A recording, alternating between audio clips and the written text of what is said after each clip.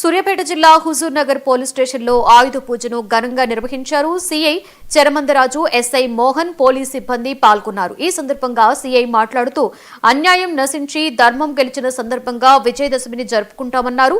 చెడుపై మంచి విజయాన్ని సాధించిన రోజే దసరా అన్నారు. పోలీస్ స్టేషన్ నందు దసరా పండుగను పురస్కరించుకొని ఆయుధ పూజ నిర్వహించడం జరిగింది. దసరా అనేది చెడు పైన మంచి సాధించే విజయం కాబట్టి చెడు ఎక్కడున్నా కూడా దానిపైన మంచి సాధించాలని అది పోలీసు రూపంలో కోరుకుంటూ హుజూర్ నగర్ ప్రజలందరికీ కూడా మేము దసరా శుభాకాంక్షలు తెలియజేస్తూ అందరూ కూడా సన్మార్గంలో నడుస్తూ న్యాయం వైపు ధర్మం వైపు ఉండాలని కోరుకుంటున్నాము. అదేవిధంగా ఈరోజు గాంధీ జయంతి మరియు లాల్ బహదూర్ శాస్త్రి జయంతులు ఉన్నాయి కాబట్టి ఆ వేడుకలను కూడా హుజూర్ పోలీస్ స్టేషన్ నిర్వహిస్తూ ఓరుగల్లు ఆరాధ్య దైవం